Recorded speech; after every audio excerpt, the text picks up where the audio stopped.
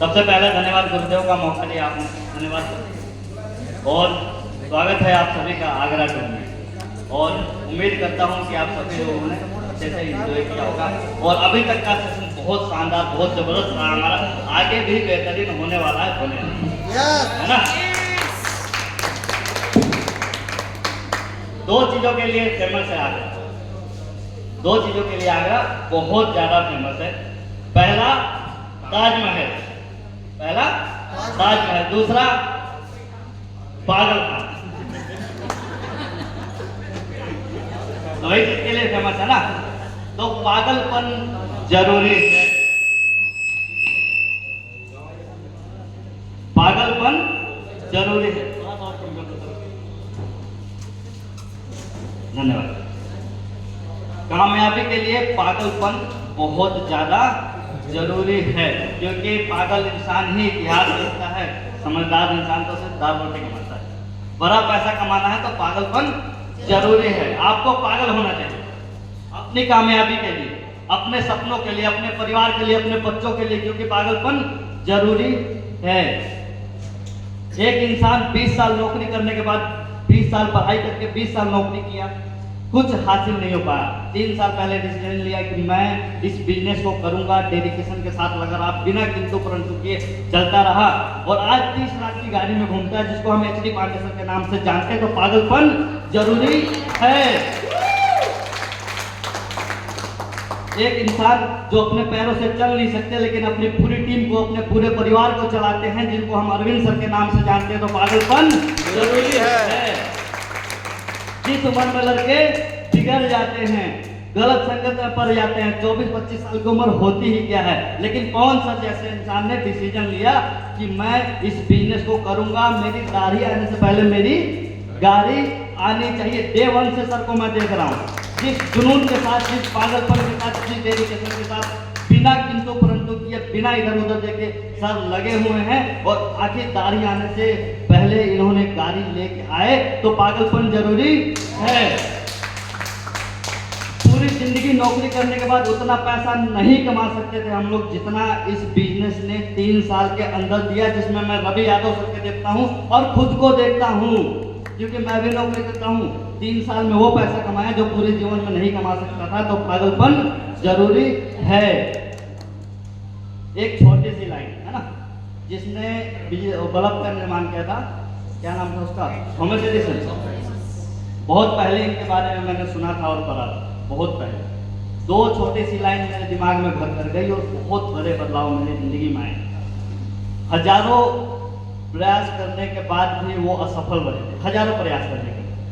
कहते हैं 10,000 बार ट्राई करने के बाद एक बार बल्ब का निर्माण हुआ था उनसे, है ना।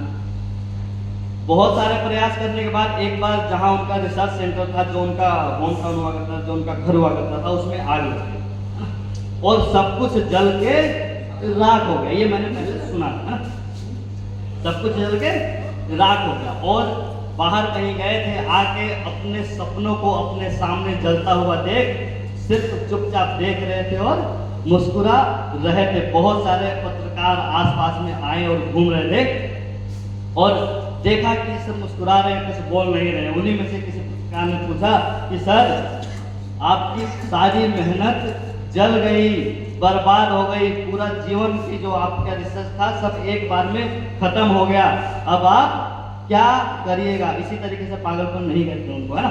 अब आप क्या करिएगा, वो लाइन जो आपकी जिंदगी बदल सकती है, वो 2 लाइन ध्यान से सुनिएगा। उन्होंने कहा कि जल रहा है मेरी आंखों के सामने मेरा सब कुछ, जल रहा है मेरी आंखों के सामने मेरा सब कुछ, अब बचा ही क्या है। जल गया मेरी नजरों के सामने मेरा सब कुछ, अब बचा ही क्या है। लेकिन बच गया हूं मैं, तो गया ही क्या है, जला ही क्या है। तो पागलपन मेरे दोस्त बहुत ज्यादा जरूरी है। कहते हैं कि दिल का हूं साफ, मन के हम सच्चे हैं, पागल कहती है दुनिया ये हमें, तो पागल ही सही। जो लोग आपके बुरे हालातों को देखकर आपका साथ छोड़ गए, उन समझदार लोगों से तो हम पागल ही अच्छे हैं।